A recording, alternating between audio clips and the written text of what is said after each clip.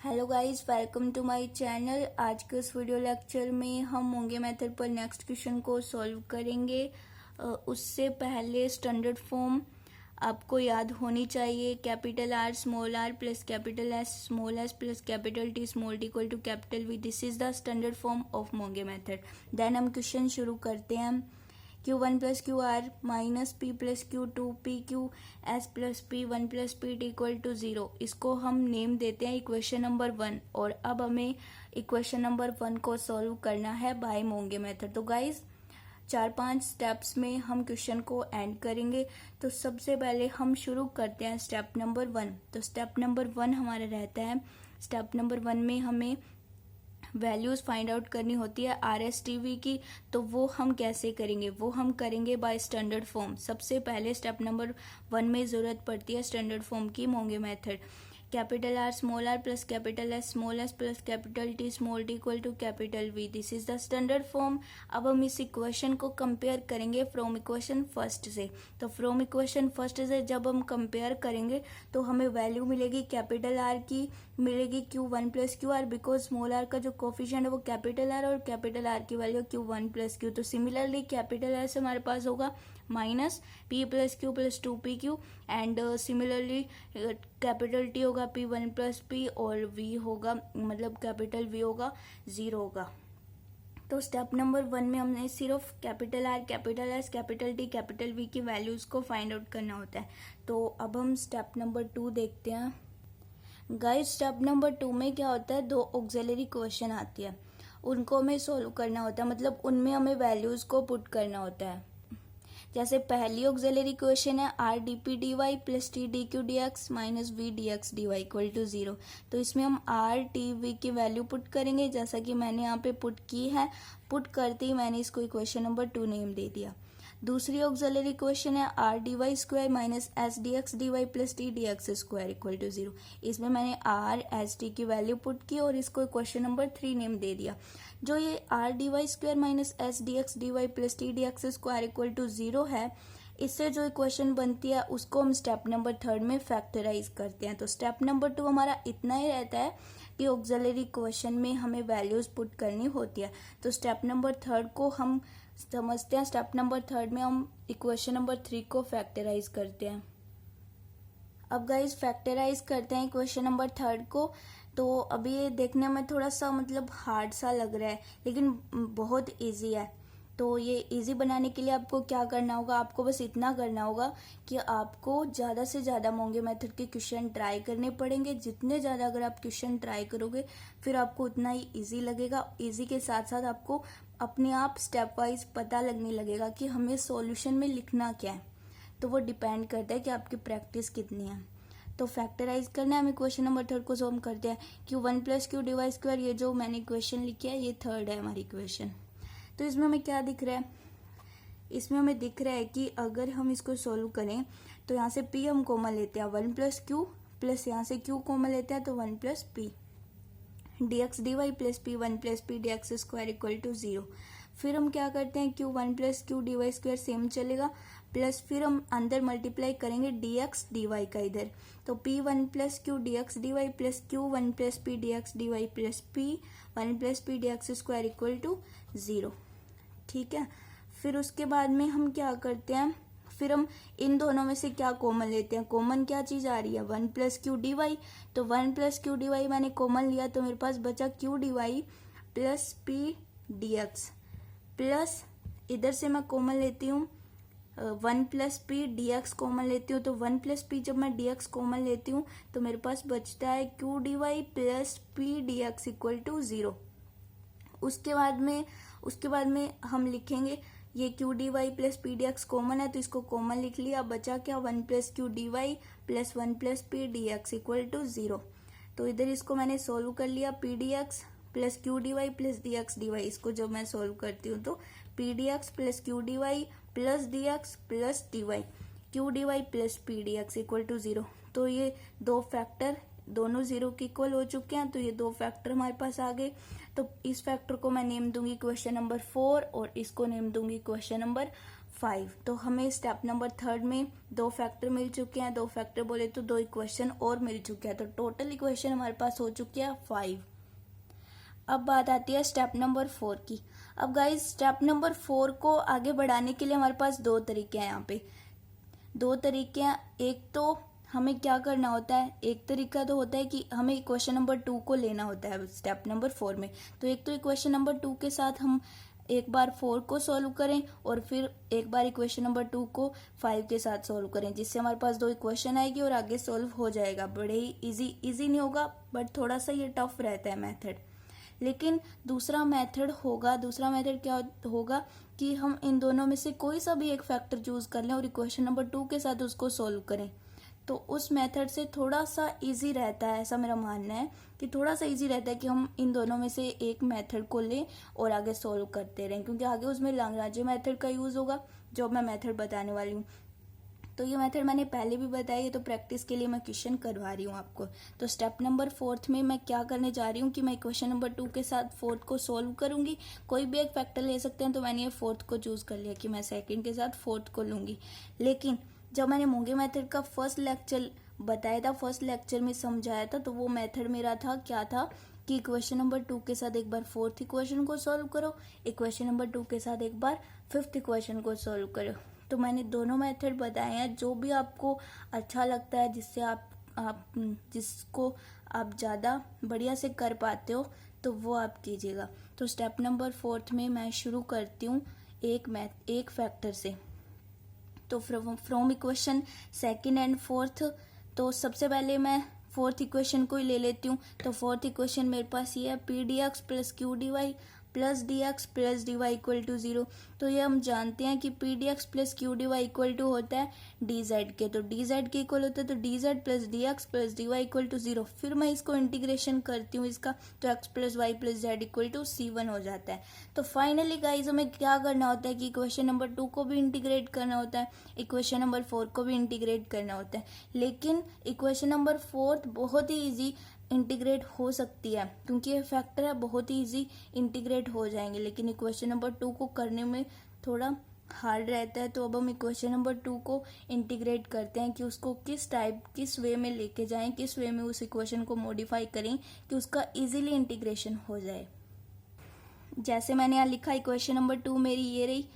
फिर मैं क्या करती हूँ, Q1 plus Q D P D Y plus P1 plus P D Q D X equal to 0। जब आप यहाँ आ जाओ गाइज, इक्वेशन नंबर 2 को आपको सोल्व करना पड़े, इसका इंटीग्रेशन करना पड़े, तो आपको सबसे पहले ना यही देखना होता है कि इस इक्वेशन में से या तो हम पूरा का पूरा डी वाई वाला मैटर गायब कर दें, कि हम डी वाई गायब कर दें, या फिर आपको ये करना होता है कि या फिर डी एक्स गायब कर दो। डी वाई या डी एक्स में से कोई भी एक वेरिएबल आपको गायब करना ही पड़ेगा।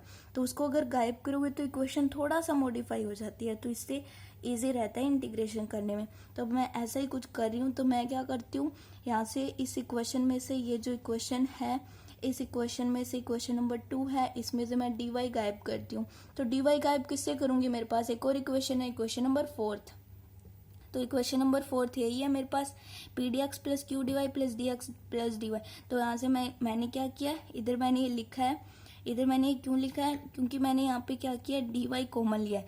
जब मैं इस इक्वेशन में से डी वाई कॉमन लेती हूँ तो मेरे पास बचता है 1 प्लस क्यू। तो 1 plus Q D Y plus D X common लेती हूँ तो मेरे पास बचता है 1 plus P D X equal to 0। अब जैसा कि मैंने आपको कहा कि मुझे डी वाई रिमूव कर दें, तो मैं 1 प्लस क्यू डी वाई को इधर रखूंगी और इसकी वैल्यू, क्योंकि ये इक्वेशन में है, 1 प्लस क्यू भी इक्वेशन में है, तो इन दोनों की value 1 plus Q D Y को कंबाइन करके मैं इसकी जगह वैल्यू पुट करूंगी -1 प्लस पी डी एक्स, या 1 प्लस क्यू डी वाई की जगह। तो मैंने यहाँ पुट किया -Q1 plus P D X plus P ये सिमिलर चलेगा, P1 plus P D Q D X equal to 0। फिर इस इक्वेशन से मैं कॉमन लेती हूँ, कॉमन आ रहा है, लेती क्यों, 1 plus P D X common आ रहा है, तो 1 plus P D X common आ रहा है, तो बचा क्या, -Q D P plus P D Q equal to 0। अब ये तो उधर जाके 0 हो जाएगा, हमारे पास मेन क्या बचा, -Q D P plus P D Q equal to 0। तो इसको हमें क्या करना है, इसको हमें करना है कि पी डी क्यू ये उधर चला जाएगा, बस इसको सोल्व करते जाना है, क्योंकि बहुत ईजी हो रहा है अब।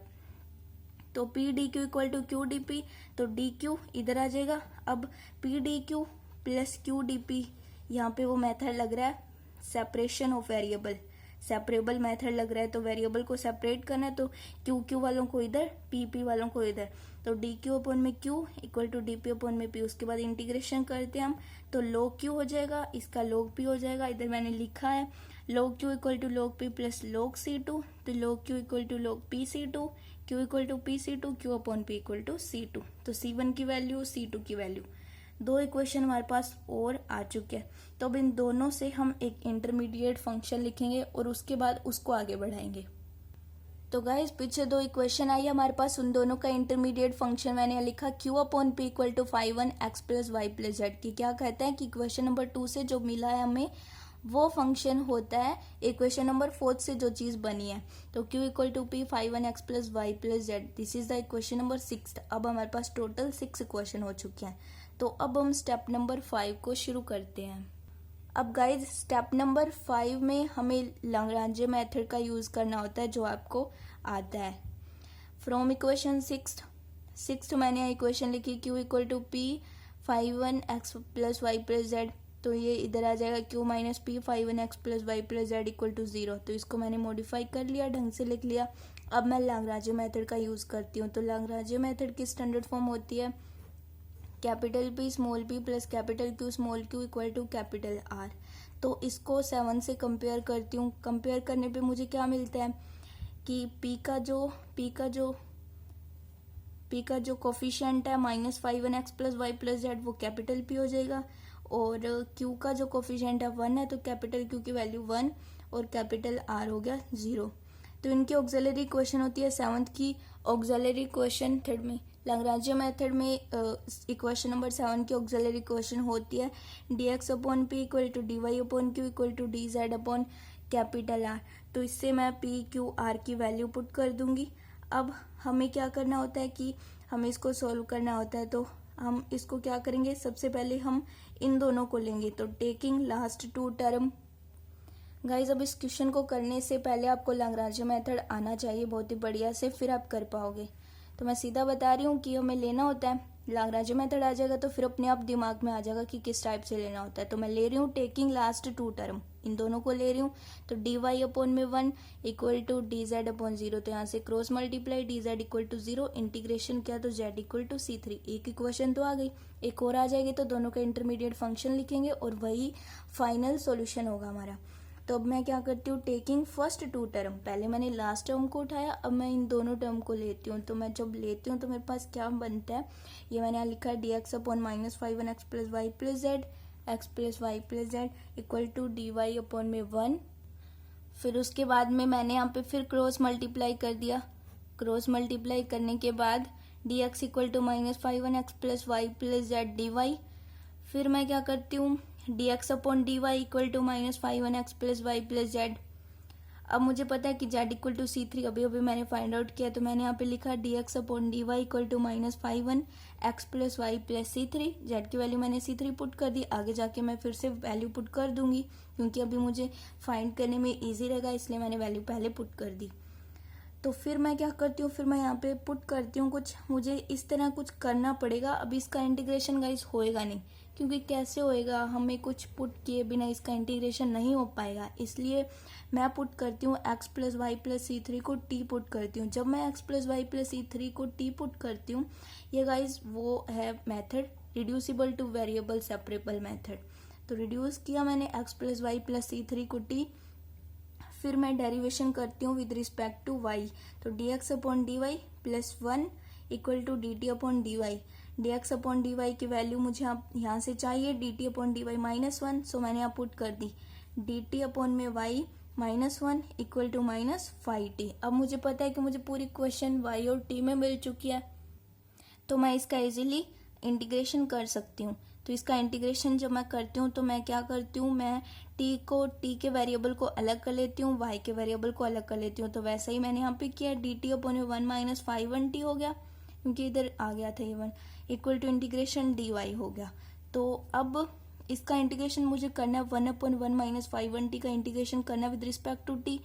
तो सोचो अगर हम इसका इंटीग्रेशन करेंगे इंटीग्रेशन करेंगे। ये पहले से कोई फंक्शन है phi1t, मुझे नहीं पता ये कोई क्या फंक्शन है, ये कोई रैंडम फंक्शन है, मुझे नहीं पता कि ये कौन सा फंक्शन है, यहाँ पे दिया नहीं हुआ है। तो जब मैं इसको इंटीग्रेशन करूँगी तो मुझे भी एक टी में फंक्शन मिलेगा, तो मैं उसको नया फंक्शन मिलेगा तो उसको नेम देती हूँ F T.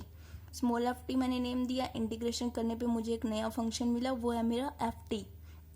Equal to D Y का integration Y plus constant C4, तो F T minus Y equal to C4। अब F T minus Y equal to C4 और एक ऊपर जेड इक्वल टू C3, उन दोनों का इंटरमीडिएट फंक्शन होगा f T minus Y equal to F1। ये मैंने नया फंक्शन नेम दिया F1 जेड, तो F1 जेड इसको थोड़ा और मॉडिफाई कर लेंगे। F1 Z equal to t की वैल्यू मैं पुट कर देती हूँ x plus Y plus C3 थी, फिर C3 की वैल्यू मैंने जेड डायरेक्ट पुट कर दी, तो F1 Z equal to F x plus Y plus Z minus Y. तो this is the final solution guys. इस तरह हम मोंगे मेथड के क्वेश्चन को सॉल्व करते हैं। फाइनल सॉल्यूशन हमें मिल गया है, और इसी तरह मोंगे मेथड पर फुली प्रैक्टिस कीजिएगा, जिससे आपको क्वेश्चन बहुत ही इजीली समझ आने लगेंगे।